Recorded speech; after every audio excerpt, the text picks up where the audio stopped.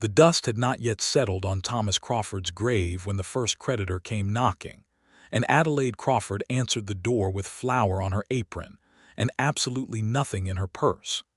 She was 28 years old, standing in the doorway of a 3-room farmhouse 12 miles outside of Abilene, Kansas, in the spring of 1872, and she had never felt so completely and utterly alone in all her life. Thomas had been a good man, a decent farmer, a husband who never raised his voice and always kissed her forehead before sleep.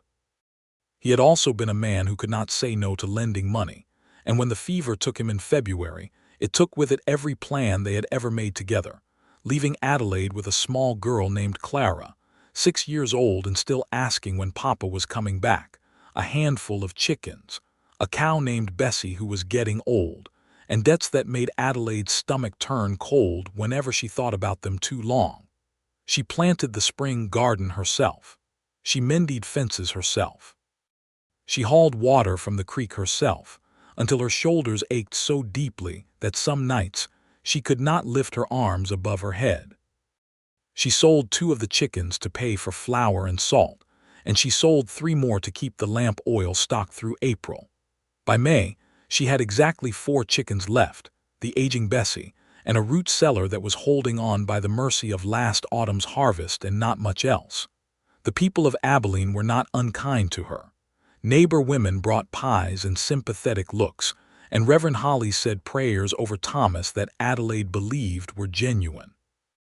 But kindness and prayers did not clear debts, and the man who held Thomas's notes, a banker named Gerald Price with small eyes and an even smaller soul, made it clear during a visit in late April that Adelaide had until the end of July to begin making payments, or the property would be subject to foreclosure proceedings. He said it so gently, with his hat in his hands and a sympathetic tilt to his head, that Adelaide almost thanked him before catching herself. She was not a woman given to tears in front of others. She had cried privately in the dark, with her face pressed into the pillow Thomas used to sleep on, still faintly scented with him even months later. But in front of people she kept her chin level and her voice even, because Clara was watching, always watching, learning how a woman was supposed to move through grief and hardship, and Adelaide was determined that what Clara learned would be strength. So she kept going. She took in mending from 3 families in town. She baked bread and sold it from the back of a neighbor's wagon on market days. She stretched every meal until it barely recognized itself, and still the numbers never quite added up. It was the 2nd week of May when the rider came. Adelaide was in the yard feeding what remained of her chickens when she heard hooves on the dirt road that curved toward her property from the main trail. She straightened and shaded her eyes, watching the figure approach with the practiced wariness of a woman alone on the frontier, one hand moving instinctively closer to the fence post, where she kept a long stick that could double as a deterrent if needed. But there was no alarm in the way the rider came. He was moving slowly, actually, too slowly, and as he drew closer she could see that the horse was laboring under him, favoring its left front leg in a way that was immediately obvious to anyone who knew horses at all. The man himself was tall in the saddle, even slumped as he was, wearing a long trail coat darkened with the dust of what appeared to be considerable distance, a wide-brimmed hat pulled low against the Kansas sun, and the general appearance of someone who had been riding for days without adequate rest or food. He stopped at her fence line and raised one hand in the universal gesture of peaceful approach, and Adelaide, though cautious, did not reach for the stick. "Ma'am," he said. His voice was low, carrying a kind of quiet steadiness even through what was clearly exhaustion. "I apologize for coming unannounced. My horse has thrown a shoe somewhere back on the trail, and I believe she may have bruised the hoof as well. I saw your fence line from the ridge and hoped there might be someone who could tell me how far it is to the nearest town." Adelaide looked at the horse first because that was the honest concern.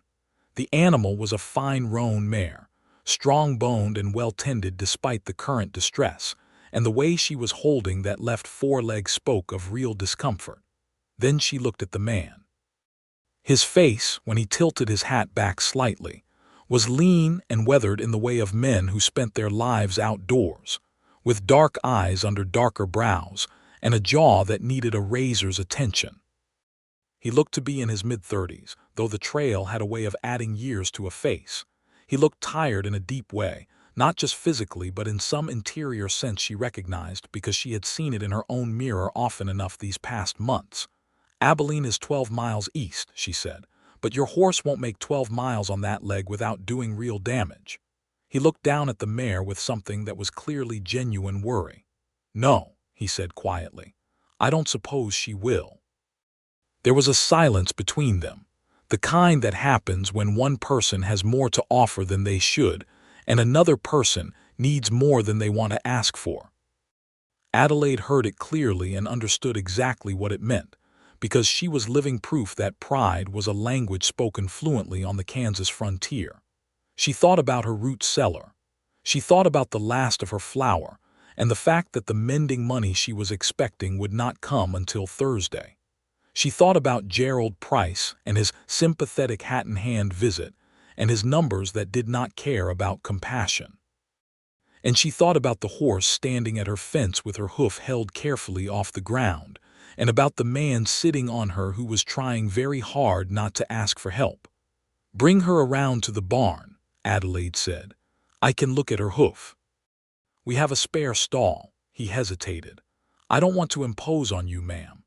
"You are not imposing," Adelaide said, which was only partly true and they both probably knew it, but it was also the decent thing to say and to mean, and Adelaide Crawford was a woman who tried hard to mean the things she said.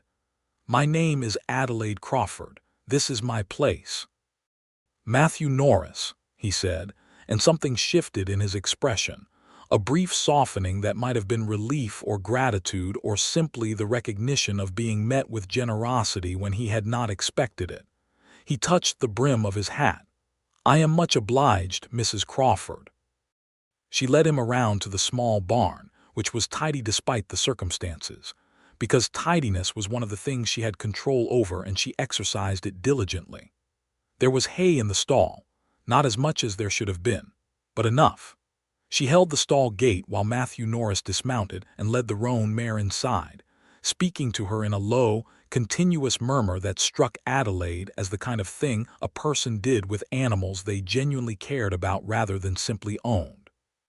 He introduced the mare as Della, and the name made Adelaide feel better about him for reasons she could not entirely explain. She examined the hoof herself while Matthew held the mare's head.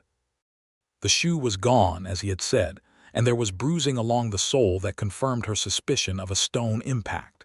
It was not a serious injury in the long run, but it needed 2 or 3 days of rest before the mare could travel comfortably on hard trail ground.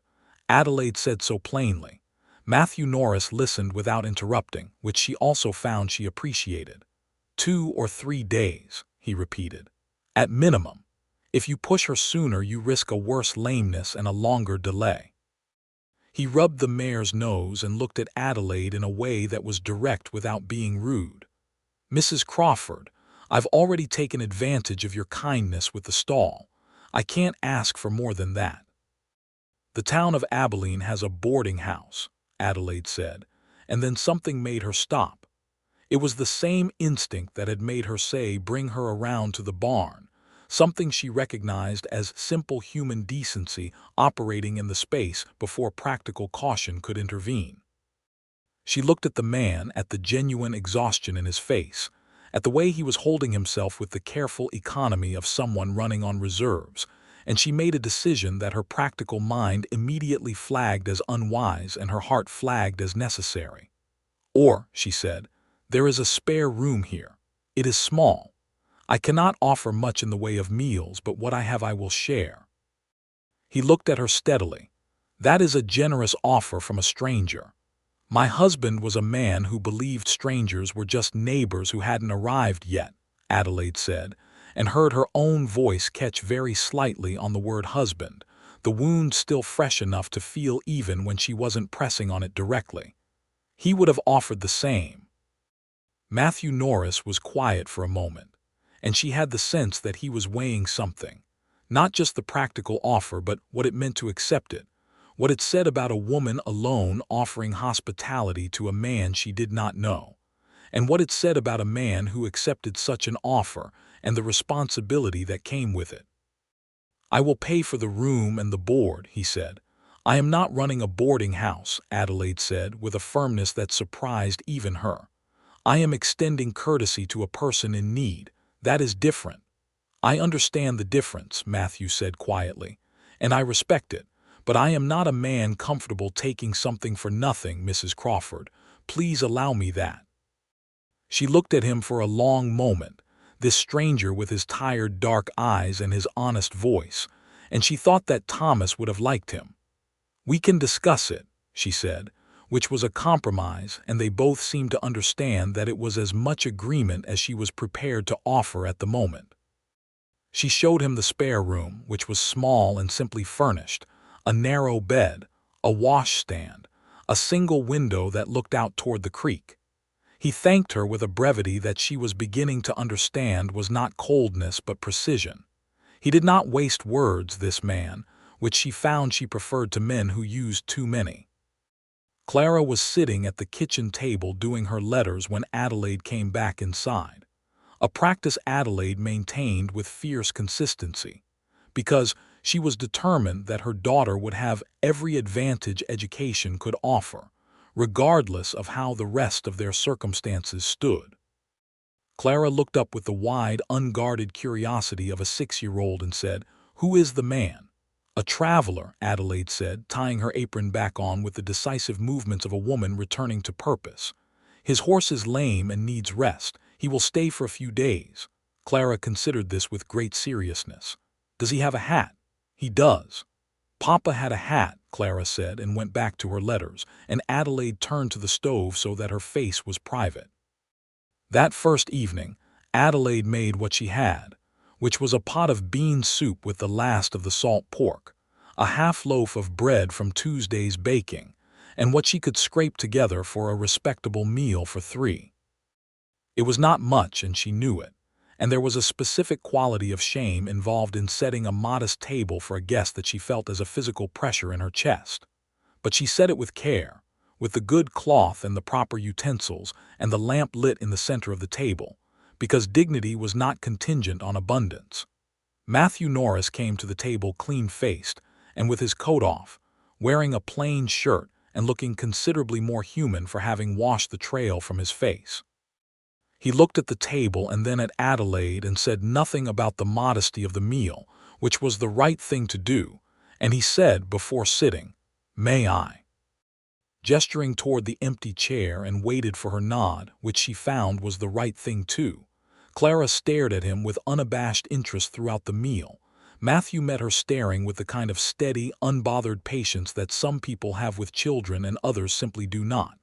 After a few minutes of this, Clara said, "Your hat is brown." "It is," Matthew confirmed. "Papa's was gray," Clara said. "That's a fine color for a hat," Matthew said. Clara seemed to decide this was acceptable and returned to her soup. Adelaide caught Matthew's eyes briefly across the table, and something passed between them. Some brief and wordless acknowledgement of the particular tenderness of children carrying their grief in small, specific observations, and it was gone before either of them had to address it directly, but it left a warmth in the space where it had been. After supper, Matthew helped clear the table without being asked, carrying the bowls to the basin with the matter-of-fact naturalness of a man who had lived alone long enough to know that work did not organize itself. Adelaide noticed but did not comment, because commenting would have made it remarkable, and she found she preferred it treated as ordinary. Clara was put to bed with a story about a rabbit and a farmer that Adelaide had been telling in installments for 3 weeks, and then Adelaide sat down at the kitchen table with her mending basket and the lamp pulled close, because the evenings were when she got the most of this particular work done. Matthew came back from checking on Della and stood in the doorway for a moment. "May I sit?" he asked. She gestured toward the other chair. He sat across from her and was quiet for a while, which was not uncomfortable. He had a quality of stillness to him that did not demand filling with conversation, and Adelaide, whose days were full of the continuous inner noise of worry and calculation and determination, found that particular stillness unexpectedly restful. After a time he said, "Your husband, was it recent?" "February," she said, not looking up from her needle. "I'm sorry," he said, and the two words landed with a weight that suggested he was not saying them by reflex but by actual feeling. "Thank you," she said. There was another quiet stretch, and then she found herself asking, though she had not planned to, "Where are you headed, Mr. Norris?" He was quiet for a moment in the particular way of a man deciding how much to say. "West," he said finally. "I have been working cattle drives out of Texas for the past 4 years. There is talk of ranching opportunities in the Colorado Territory, and I thought I might look at them before the land gets harder to come by." "You are a cattleman, then?" "Among other things," he said. "I was a soldier before that. Before that I was a farmer's son in Missouri." He paused. "It seems a man accumulates lives whether he means to or not." Adelaide looked up at that, because it was a precise and honest observation, and not what she expected from a man who measured his words so carefully. "What happened to the farm?" she asked. "The war," he said simply. She understood. A great many things in 1872 could be explained by those two words, a great many broken farms and broken families and men carrying lives they had accumulated in violence and come out the other side of not quite knowing what to do with themselves. She did not press further. She went back to her mending. "And you," he said, "will you stay on here with the farm?" She set down her needle and looked at him directly, because this question required her full attention. "I intend to," she said. "Others have suggested I might do better to sell and move closer to town. The banker who holds the notes on this place has been gentle but clear about the situation." She picked up the needle again. "I am not interested in selling. My husband and I built this. Clara was born in this house. I will not walk away from it." Matthew Norris looked at her with an expression she could not entirely read, something that was somewhere between admiration and concern, and said, "What will you do about the banker?" "Make the payments," she said, with a certainty she did not entirely feel but absolutely intended to embody. "One way or another." He nodded slowly, and did not offer advice or alternatives, which was exactly right, and Adelaide went on mending, and the lamp burned steady between them, and outside the Kansas night settled deep and full of stars. The second morning came with dew on the grass and a brightness that made the flat land around the farm look almost expansive rather than simply empty. Adelaide was up before dawn, as she always was, because the farm ran on the logic of the sun, and she had learned to run with it. She built the fire in the stove, set the water to heat, and was mixing cornbread batter when she heard Matthew moving in the spare room, and then the sound of him going out the back door to the barn. When she went out an hour later to feed the chickens and check Bessie, she found that Matthew had already fed the chickens, given Bessie fresh water, cleaned the stall, and was currently examining the barn's back wall where 2 boards had pulled away from the frame in the last windstorm, a repair Adelaide had been intending to make, but had not yet had time or materials for. He had found the small crate of spare nails in the corner, and was now methodically pressing the boards back into alignment, testing the fit with his hands before committing to the nails. He did not appear to notice her arrival immediately, and Adelaide stood for a moment watching him work with the particular focused efficiency of someone who has done physical repair work their whole life and does it as naturally as breathing. When he did notice her, he paused with the hammer in his hand, and something in his expression shifted into careful neutrality, like a man expecting to be told he had overstepped. "I hope you don't mind," he said. "Those boards have been worrying me since yesterday. The next hard wind and you'll have trouble keeping the warmth in for the animals." "I don't mind at all," Adelaide said honestly. "I've been meaning to get to that." He turned back to the boards. "I'll take care of the fence on the east side too, if that's acceptable. 2 of the posts are listing badly. I noticed it when I rode in." Adelaide looked at him for a moment, at this man who had arrived at her fence line with nothing but a lame horse and exhaustion, and who was now calmly repairing her farm with the practical attentiveness of someone who understood how much effort went into keeping a place running. She felt something loosen slightly in her chest, some knot of continuous effortful management that she had been carrying alone for 3 months, and she was grateful for it and also slightly alarmed by the gratitude, because she could not afford to become dependent on a person who would be leaving in 2 or 3 days. "That is very kind of you, Mr. Norris," she said.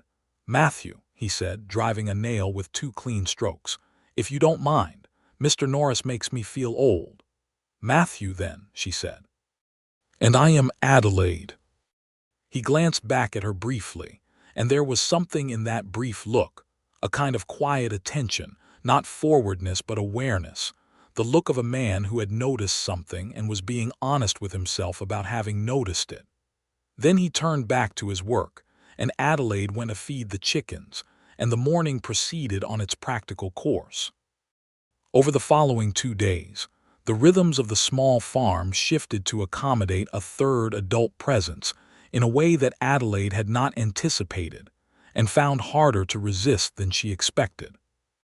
Matthew worked continuously and without direction, moving through the list of small repairs and deferred maintenances the farm had accumulated over 3 months of one woman's determined but limited capacity, patching the fence, rehinging the barn door that had been hanging wrong since January, clearing the drainage channel alongside the garden that had been silting up with spring runoff, splitting and stacking the wood pile that Adelaide had been working through faster than she could replenish it. He was also, she discovered, genuinely good with Clara. This had not been immediately evident, because Clara was the kind of child who approached new people with a combination of intense scrutiny and absolute candor that many adults found disconcerting. But Matthew met her scrutiny without flinching, answered her candor with his own, and treated her questions about everything from the color of his horse to the nature of Texas, whether to the specific mechanics of how a lasso worked with the same direct seriousness he applied to adult conversation. He did not talk down to her or dismiss her or get flustered by her relentless curiosity. He simply answered and occasionally asked her things in return, and Adelaide caught herself watching them from the kitchen window on the second afternoon, Matthew sitting on the fence rail with Clara perched beside him like a small, inquisitive bird, both of them looking at something in the middle distance that was apparently being explained in some detail, and her heart did something complicated in her chest that she immediately told it to stop. That evening after supper, Adelaide made a pot of coffee, which she could not really afford to do habitually, but felt was warranted for the occasion of having company, and she and Matthew sat on the porch in the cooling May evening while Clara slept. The sky over the Kansas plain was enormous in the way that only prairie skies can be, absolutely uninterrupted, filled edge to edge with stars so thick they seemed to press down toward the dark earth below. "I need to tell you something," Matthew said, after a while of that particular quiet that had become comfortable between them. Adelaide set down her coffee cup. "All right. I have money," he said. "I don't mean this to be rude or to make anything uncomfortable, but I have been working cattle drives for 4 years and living simply, and I have savings that are considerable by frontier standards. I want you to let me leave something when I go, for the board and the stall and the meals." "We discussed this," Adelaide said. "We discussed it incompletely," he said, and his voice carried that careful, deliberate honesty she had come to recognize as characteristic of him. "You offered hospitality you could not easily afford. I accepted it because you made it impossible to refuse with dignity. But I am not comfortable with the imbalance of it, Adelaide. A woman alone with a child and debts to a banker should not be feeding a stranger and mending fences and providing bed and board at her own cost." Adelaide was quiet. The stars burned overhead in their indifferent splendor.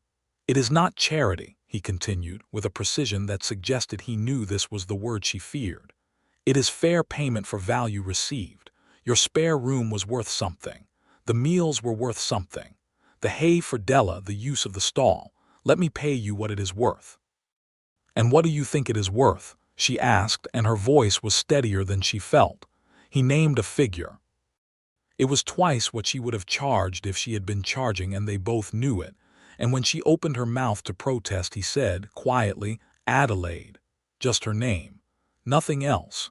But the way he said it, with a kind of gentle firmness that was absolutely certain of its own ground, stopped the protest before it formed properly. She looked at him.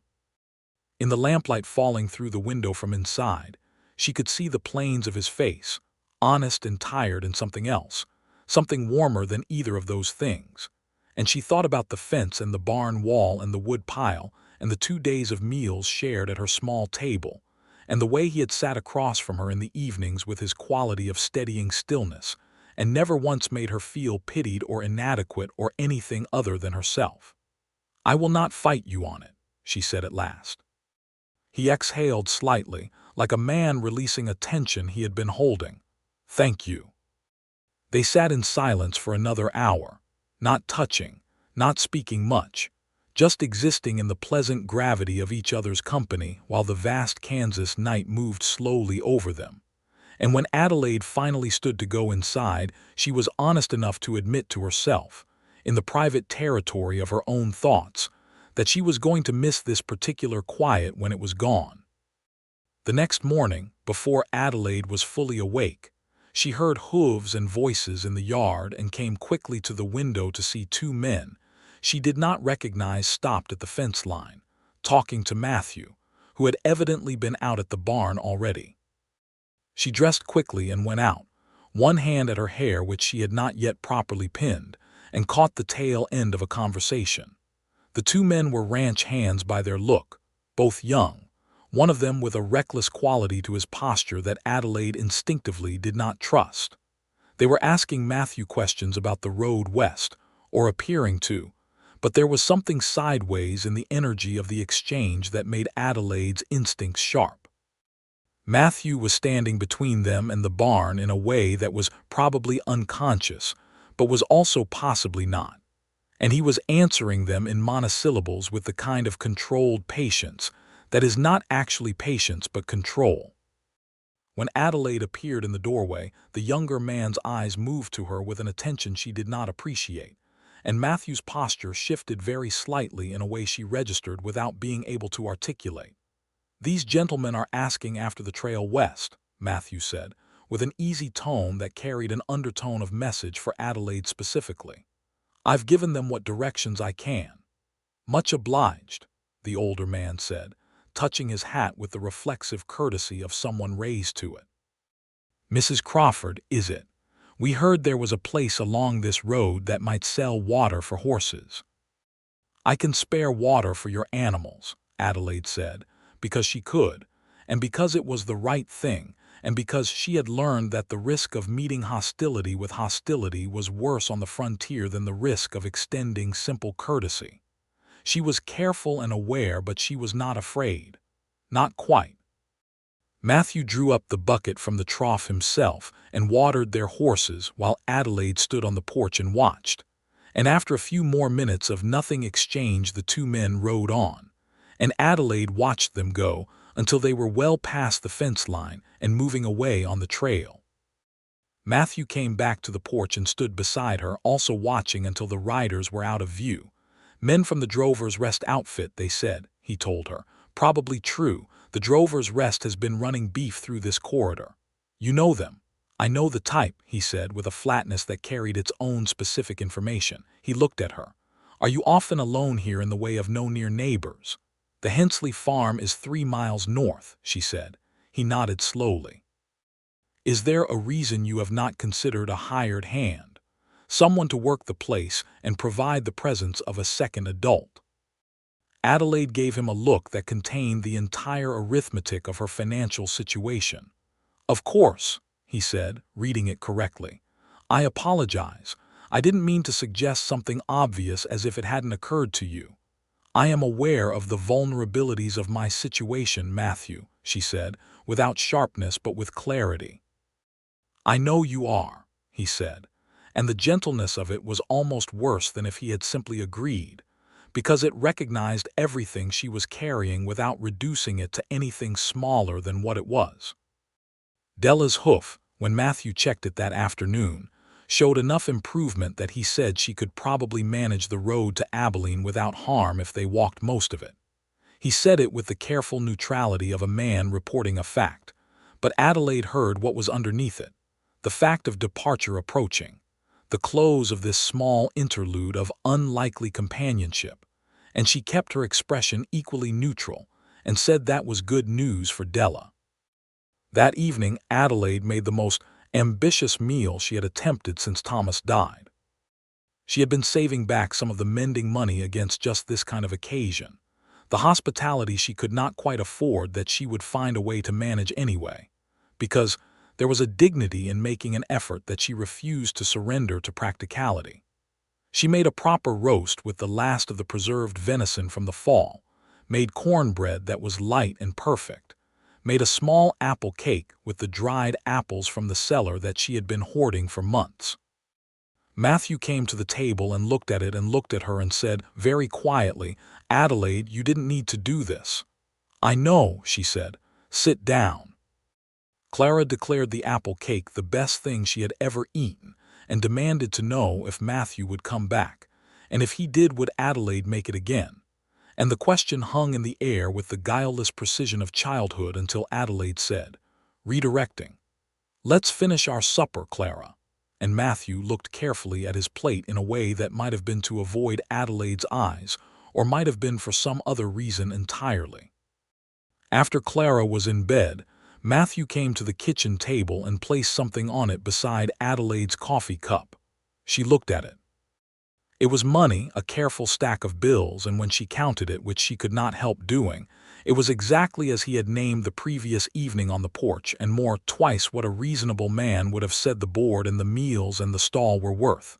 She looked up at him standing across the table. "That is too much," she said. "No," he said. "It is exactly what it cost." Matthew. Adelaide. Again that particular quality of saying her name, just the name, carrying everything he was too precise and too careful to say in any other way, and she sat with her hands around her coffee cup and looked at him and felt something that she was not ready to feel and that she was not going to name tonight, not when he was leaving in the morning, and the only decent thing was to let him go without making it complicated. "You have repaired half my farm in 3 days," she said, keeping her voice steady with effort. "The farm needed repairing," he said simply. "You have been kind to my daughter." "Clara is a remarkable child," he said, with a warmth that was entirely unguarded and therefore entirely genuine. "You have sat across from me every evening and been the first person in 3 months to make me feel like something other than a problem in need of solving," she said, and her voice did not shake, but it was a close thing, and she had not entirely meant to say that last part, but found that she could not unsay it, and also found that she did not want to. Matthew was very still. Then he said, "You are the least problematic person I have encountered in a considerable time, Adelaide Crawford." The words were simple and direct and true, and she felt them settle into her chest like something coming to rest. She looked at him across the lamplight and he looked at her, and there was a moment of absolute honesty between them, the kind that happens sometimes without permission or plan, when two people who have been being careful simply stop being careful for the length of a single breath. Then Matthew moved first. He pulled on his jacket from the hook by the door and said, with a steadiness that she recognized as costing him something, "I should see to Della one more time before dark." "Yes," she said. He went. She sat at the table for a long time with her hands around the cooling coffee cup and the money on the table beside her, which was twice what the hospitality had cost and less than half of what it had meant. And she was 28 years old and a widow and a mother and alone on the Kansas plain. And she was absolutely and inconveniently falling in love with a man who was leaving in the morning. He was in the barn when she came out, as she had known he would be, sitting on the stall gate with Della's face against his shoulder, in that particular way horses will lean against a person they trust. The barn smelled of hay and horse and the particular warm dust scent of old wood in spring, and the single lantern cast everything in moving orange light. "She will be all right," Adelaide said from the barn door. "Yes," Matthew agreed. He did not look up immediately, Then he did. "Adelaide, I want to say something, and I want to say it clearly so there is no misunderstanding." She waited. "I have not been in one place longer than a season in 4 years," he said. "I have been moving because moving suited the life I was living, and because I had nothing to move toward, which is its own kind of freedom and its own kind of emptiness. I am telling you this not as an explanation or an excuse, but because you deserve honesty from me." She leaned against the barn door and looked at him. "I appreciate honesty. I know you do, which is why I am also telling you that these 3 days have been unlike any 3 days I have had in a long time, not because of the comfort of having a roof or a meal, which I can find in any town along any trail, but because of the specific quality of your company, and because of your daughter, and because of the way you move through difficulty without surrendering to it, which is a kind of courage I find I have not often encountered." Adelaide was quiet for a moment, her heart doing the thing it had been doing since yesterday that she had been telling it to stop. "What are you saying, Matthew?" He was very still. "I am not sure yet," he said honestly. "I know I am leaving in the morning because Della can travel and because I have no claim on your time or your hospitality beyond the 3 days I have taken, but I find I am reluctant to go in a way that feels worth noticing." "And Colorado?" she asked. "Colorado is an idea," he said. "It has been an idea for several months. Ideas have a way of rearranging themselves when something more concrete appears." "I am not more concrete than an idea," she said, with a slight self-deprecating edge. "I am a widow with debt and 4 chickens and an aging cow." "You are the most concrete person I have met in 4 years," Matthew said, and he said it without a trace of anything other than simple truth, and Adelaide looked at him across the warm, lamplit barn and felt something in her chest open like a door that had been locked for a long time. She said, "I will not ask you to stay." "I know," he said. "And I will not stay without asking. But if you were to ask," she said carefully, "I would not necessarily refuse." The silence that followed was full. Matthew looked at her and she looked at him, and Della stood patient between them with her bruised hoof held gently off the ground, and the lantern light moved over everything. And outside the Kansas night was enormous and star-filled, and indifferent to the small human proceedings going on inside this barn. But Adelaide Crawford was paying no attention to anything beyond the 8 feet of hay-dusted space between herself and this man. "I don't have the right to ask anything yet," Matthew said. "I have known you 3 days. 3 honest days," Adelaide said. "Yes," he said, 3 very honest days." He paused. "Will you let me ride to Abilene and come back? Will you give me time to settle what I need to settle about where I am going and what I am doing? Will you let me write to you?" "You are asking permission to court me," Adelaide said, and it was not quite a question. "I am asking permission to try," he said.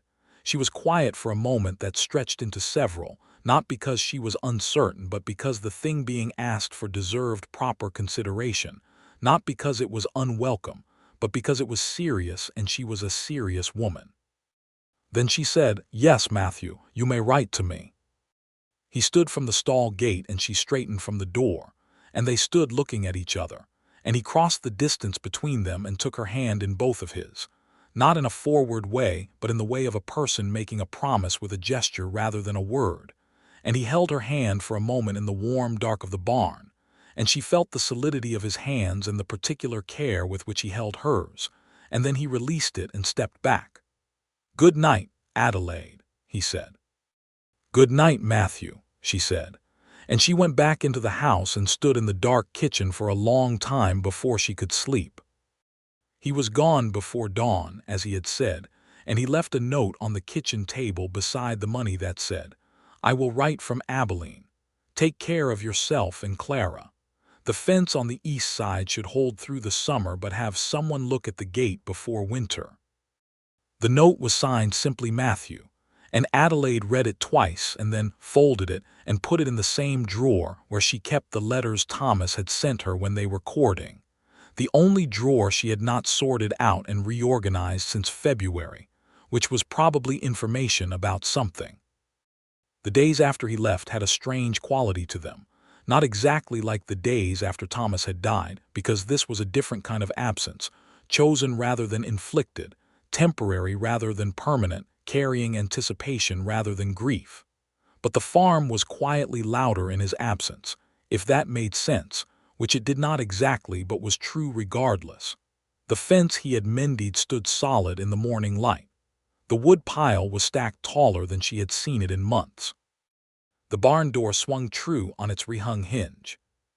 Clara asked 3 times in the first 2 days when Matthew was coming back, and Adelaide said she was not certain, but that they might hear from him in the mail.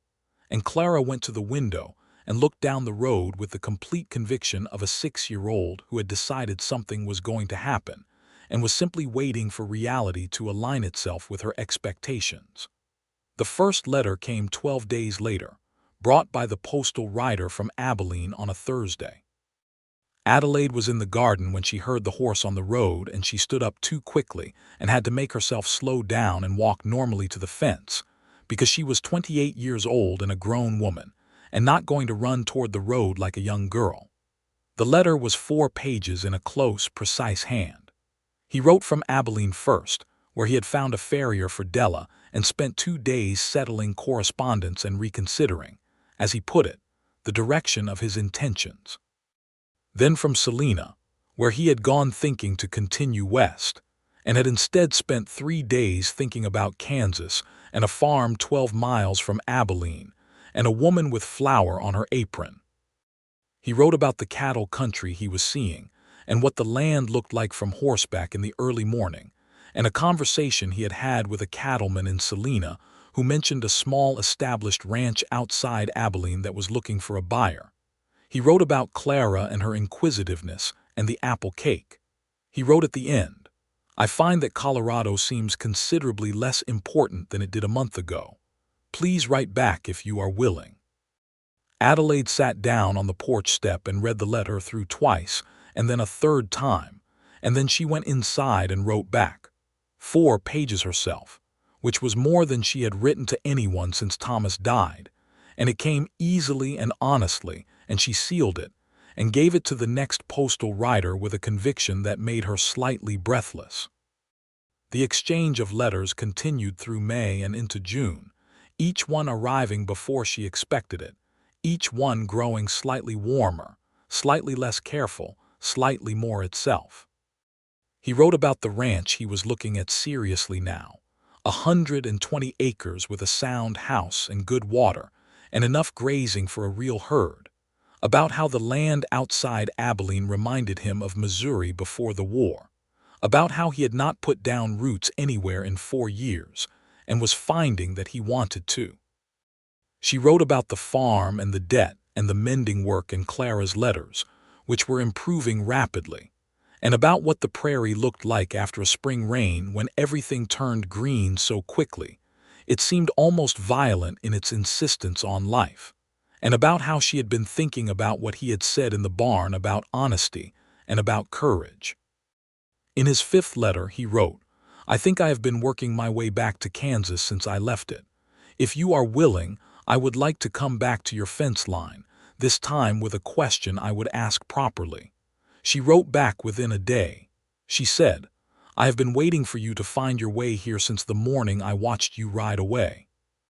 He arrived on the 1st of July, 3 days before Gerald Price's deadline, which Adelaide had not told him about specifically, but which timing she later thought was not entirely coincidental given that Matthew Norris was a man who paid attention to things people said, and things they did not say equally. He came up the road in the late afternoon with Della moving sound and easy under him, and a purposefulness about his whole aspect that was different from the first time, less exhausted and more directed, the look of a man who knew where he was going and what he intended when he got there. Clara saw him from the window and said, with absolute conviction, "He is back," as though this had never been in doubt. He came to the door and knocked rather than calling from the fence line, which Adelaide noticed, and she opened it and they stood looking at each other across the threshold for a moment that felt very full. "You came back," she said. "I said I would," he said. "You did," she agreed. Adelaide, he said, and then he paused, and she saw that this was the moment that the careful and deliberate Matthew Norris was arriving at something that all his precision could not make effortless, and that he was letting it be effortful, which was its own kind of honesty. I have purchased the Hartley Ranch outside Abilene. It is 120 acres with sound buildings and good water, and I mean to run cattle on it. I have the papers. It is mine. She looked at him steadily. That is wonderful news. It is not the news, he said. The news is that I bought it knowing what I hoped to do with it, and with the understanding that what I hoped might not come to pass, and that if it did not I would manage, but that I intended to ask. I am asking now, Adelaide Crawford, with whatever standing a man earns in the course of 3 days and 6 weeks of letters, which I know is not the conventional measure of these things, but which I believe is honestly weighted. Will you marry me? The sun was going down over the Kansas plain behind him, filling the sky with the orange and rose and deepening blue that the Kansas sky does in summer. And Adelaide looked at this man. She had offered a spare room and a modest table and an aging cow stall. This man who had repaired her fence and her barn, and sat with her in the evenings with his particular gift of steady silence. This man who had left twice the cost of what she offered and come back across 6 weeks of letters with a ranch and a question. And she said, yes. And Clara, who had been standing 6 inches behind Adelaide's elbow for the entirety of this conversation and absorbing it with complete and focused attention, said, "Does this mean you will be here for breakfast?" Matthew laughed, and it was the first time Adelaide had heard him laugh fully, without reserve, and it was a good laugh, warm and real, and she felt it in her chest like something coming home. "Yes, Clara," he said. "I believe it does mean that." The week that followed was the most complicated and the most certain week Adelaide could remember in a long time. The next morning Matthew rode to Abilene and had a conversation with Gerald Price that Adelaide had not requested, but that Matthew clearly felt was required. He came back in the early afternoon and placed a receipt on the kitchen table, Thomas Crawford's outstanding notes, marked paid in full, and when Adelaide looked up at him with an expression that contained several things at once, including gratitude and resistance and something that was almost anger and something else that was completely overwhelmed, he said, before she could speak, "We are going to be married, Adelaide. These are debts that would become mine anyway in the ordinary course. I settled them now because I preferred the debt to be toward me and not toward Gerald Price, and because I did not want that man's name on this farm any longer." She sat with the receipt in her hands. "That was my debt," she said. "I would have paid it." "You would have," he agreed. "In time and at considerable personal cost. I am not taking anything from you. I am just moving a number from one column to another." She looked at him for a long time. Then she said, "You are a very managing sort of person." "I am," he said, with a directness that acknowledged the observation without apology. "Is that a serious objection?" Adelaide looked at the receipt again, at the zero balance on Thomas Crawford's notes, at the signature of the man she was going to marry who had ridden into her yard 3 weeks ago with a lame horse and tired eyes and had seen her, actually seen her and stayed. "No," she said, "it is not a serious objection. The marriage was arranged for the 15th of July. Reverend Hollies performed it at the church in Abilene, which was a simple building but honest and well-maintained, in keeping with its congregation. Adelaide wore her best dress, which was gray wool trimmed with green ribbon that she had added herself, and she braided her dark hair and pinned it in a way she thought looked appropriate to the occasion, and she looked in the mirror before leaving the farm for the last time as Adelaide Crawford the widow, and she was 28 years old and not afraid of anything. Clara wore her Sunday dress and stood beside Adelaide during the ceremony with the gravity of a small person who understands the importance of what is happening. And when Reverend Hollies reached the part where he asked if anyone had objection, Clara looked around the church with narrow eyes as if prepared to debate anyone who raised their hand, which they did not. And Matthew watched her do it from across the aisle, and Adelaide caught him watching, and something passed between them over Clara's head. Warm and private in theirs. Matthew said his vows in his characteristic way, precisely, without flourish, and with an absolute steadiness that Adelaide felt enter her own voice when she said hers, as if his certainty steadied her certainty.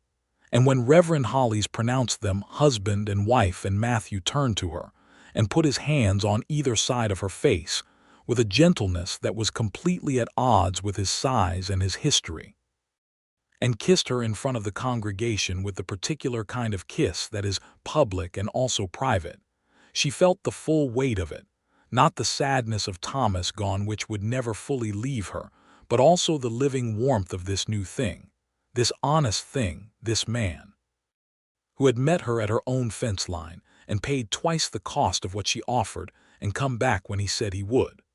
The Hartley Ranch, which was now theirs, was 3 miles west of Abilene on good flat land with a creek running through the south corner, and a house that was larger than Adelaide's farm and needed her particular brand of ordered attention to become a home, which she began providing immediately and with significant enthusiasm. She brought what she loved from the farm, her good tablecloth, her lamp, her mending basket, the drawer that had Thomas's letters and now Matthew's letters too, which she kept because they were part of her history and Matthew had never suggested otherwise. They sold Adelaide's farm in the end, not to a creditor but on their own terms, to a young couple from Missouri who needed exactly that size of place and were glad to have it. The money went into the ranch. It was the right decision, and Adelaide made it without regret, because a decision made on one's own terms is a different thing entirely from a decision made under compulsion. Matthew hired 2 ranch hands in August, men he knew from previous cattle work, steady and reliable, and the small operation of the Norris Ranch began to take its proper shape. He was a thorough and capable rancher, as it turned out, with a detailed understanding of cattle management, and a patience with the work that matched his patience in general.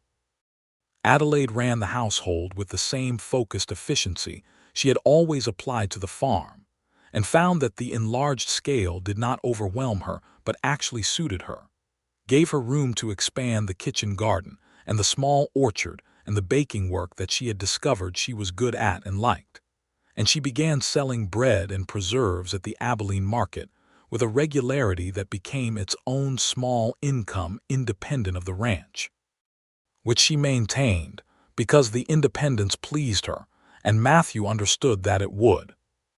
Clara started at the Abilene School in the fall of 1872, which was one of the things Adelaide had wanted most, and which the proximity to town now made possible.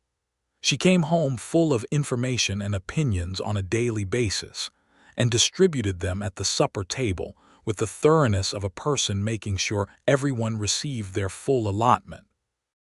Matthew received them with the same patient attention he had given her questions on the fence rail in May, and Clara, who had known him only 3 months, was beginning to call him Papa with a casualness that made Adelaide's breath catch and Matthew go very still, and then say something in a careful voice that was always exactly right.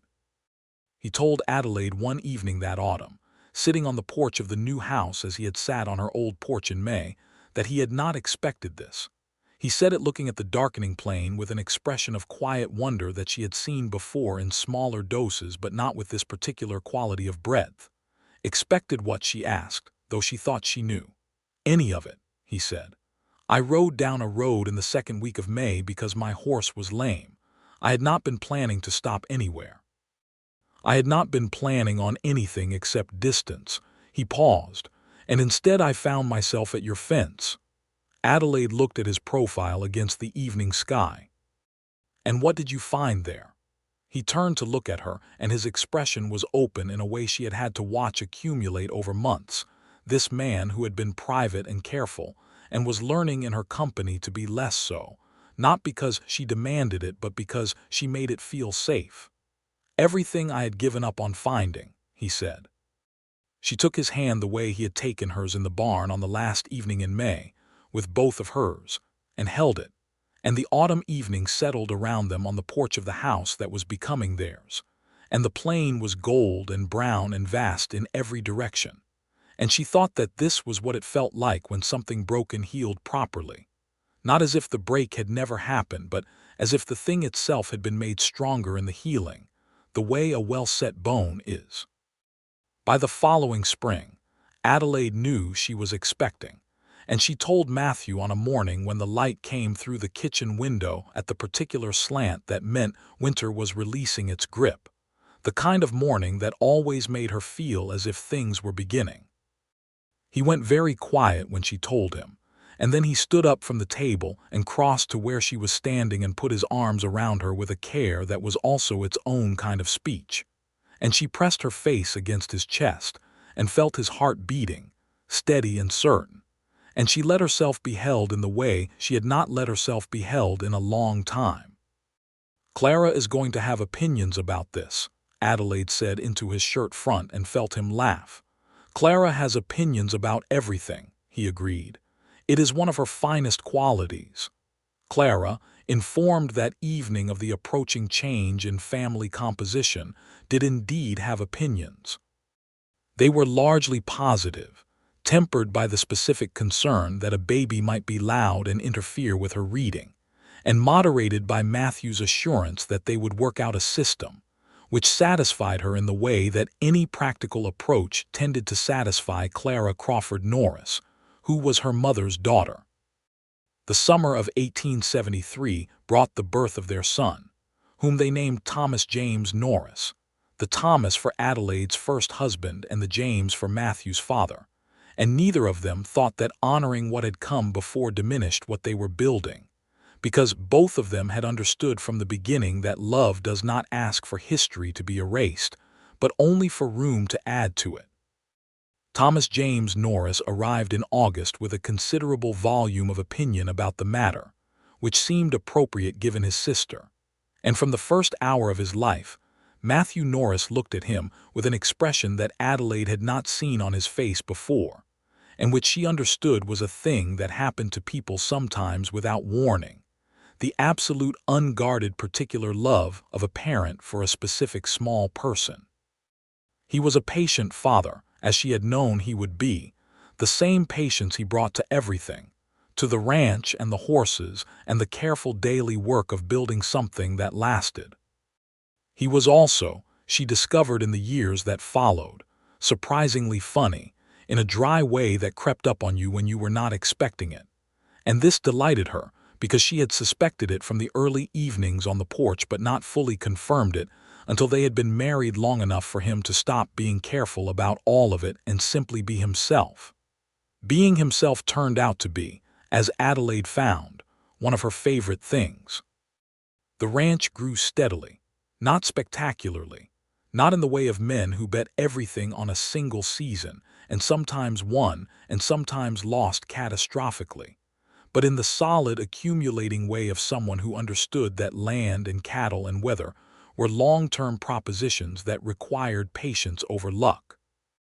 By 1875, they had a real herd and 2 more steady hands, and a barn considerably larger than the one Matthew had repaired in his first 3 days, and a reputation in the Abilene area as a place that ran straight and paid fair, which was not nothing in a time and place where neither of those things could be taken for granted.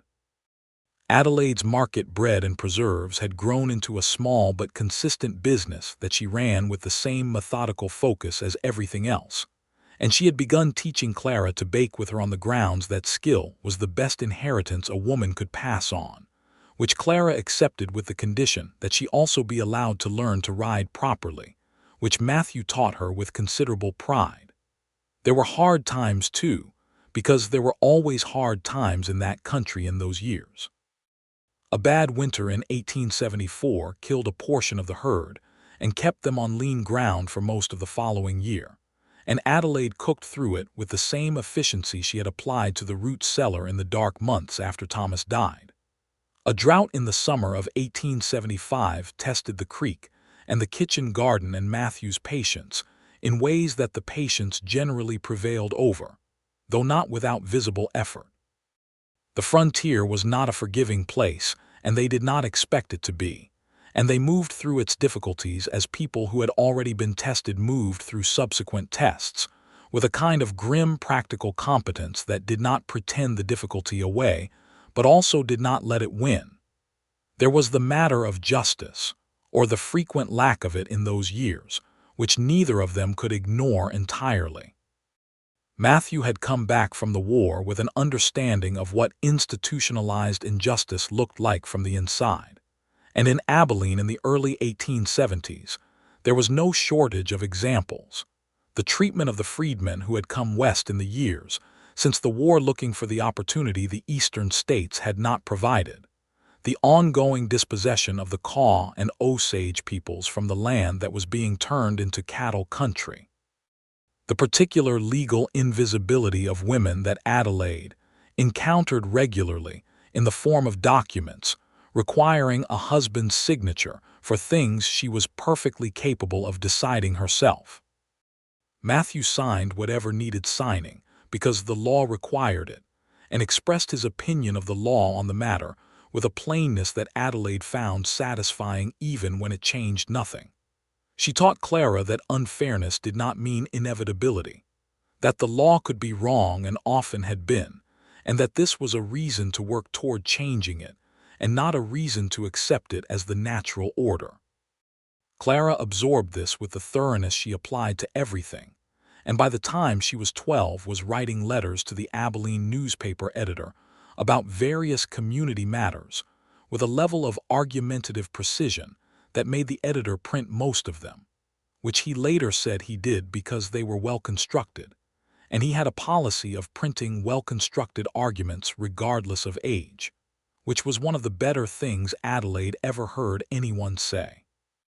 Thomas James, as he grew out of babyhood and into boyhood, was a different temperament from his sister entirely, quieter and more watchful, with his father's dark eyes and his father's quality of being fully present in a room without demanding attention, and a deep love of the horses that manifested at such an early age that Matthew began teaching him the basics of horsemanship before he was properly old enough in most people's estimation.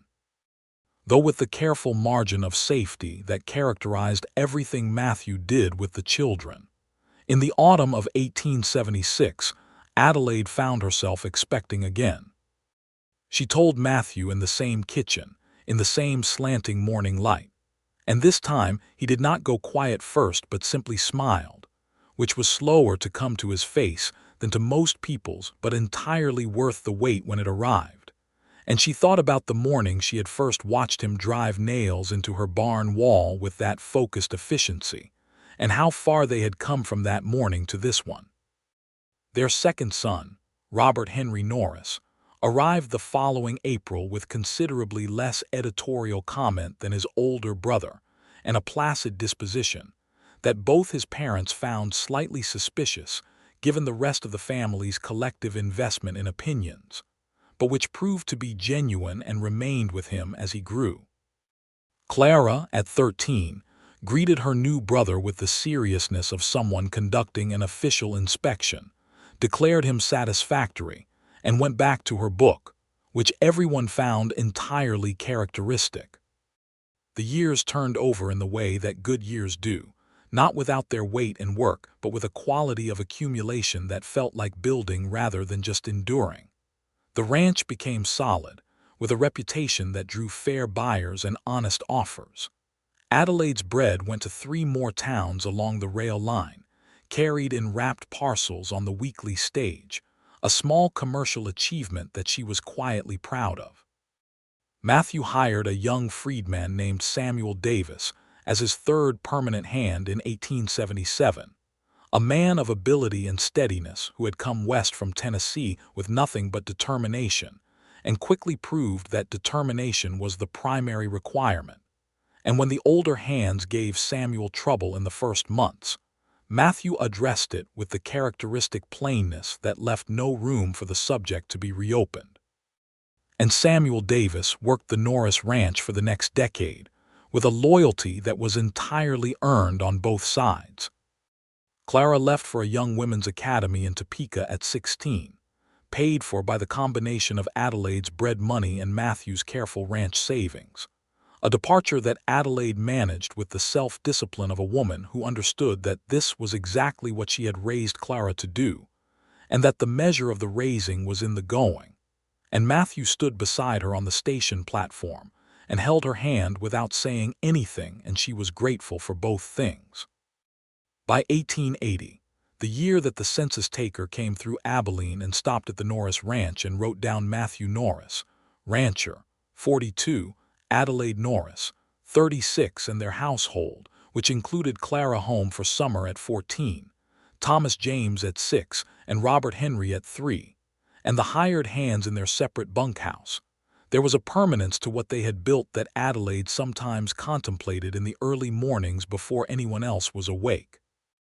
Standing in the kitchen, she had made into exactly what she wanted a kitchen to be, with the window that faced east and caught the sunrise and the shelves of preserves in their amber and red and deep violet rows, the good table with its scratch from. When Thomas James had tried to help whittle and misjudged the direction of the blade, the chair where Matthew sat every evening, the same quality of steady presence in a chair that he had always had, as if he had always sat in it and always would.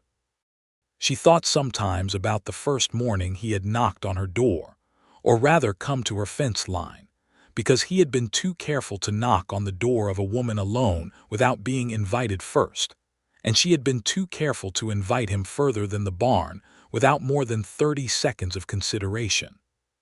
She thought about the soup pot with the last of the salt pork and the folded note on the kitchen table, and the money that was twice what the hospitality had cost, which had bought her a week's groceries and a month's breathing room, and which she had never forgotten even when there had been no further practical need to remember it.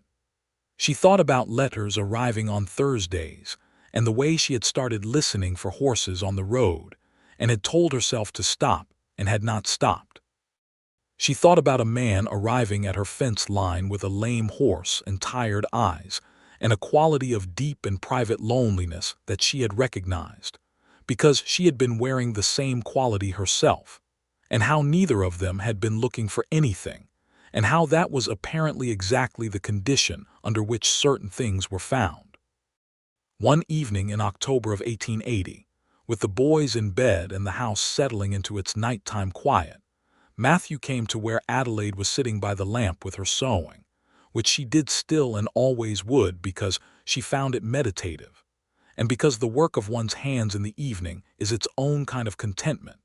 And he sat down across from her, as he had sat in every home they had shared since the very first evening in the small farmhouse with the borrowed lamp between them. And he looked at her in the way he had always looked at her, with that full and particular attention that had never varied from the first time and never felt like anything other than exactly what it was, which was being completely seen. "What are you thinking about?" he asked. Adelaide set down her sewing and looked at him. In the lamplight he was older than the man who had arrived at her fence, the years in the lines of his face, the gray at his temples that she found she liked, the hands that had built and repaired and planted and held, and which she knew the weight of the way you know the weight of something that belongs with you.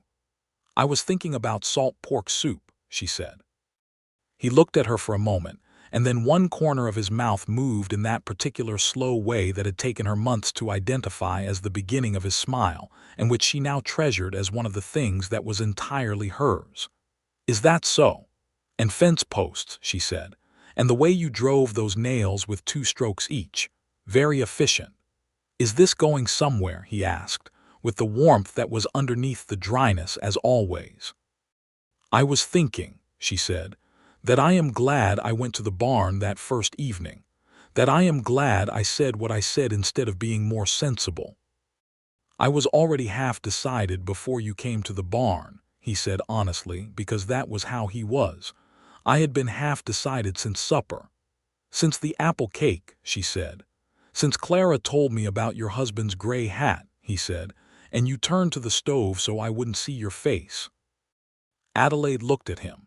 This man she had married in a gray dress with green ribbon on a July afternoon with Clara standing at her elbow prepared to debate the assembled congregation. This man who had driven nails and written 4-page letters and paid Gerald Price's notes and stood beside her on every platform and in every difficulty for 8 years. This man who was her particular and permanent fact. "You noticed that," she said softly. "I noticed everything," he said. "I have always noticed everything about you. I expect I always will." She reached across the table, across the lamp that had always been between them, and took his hand.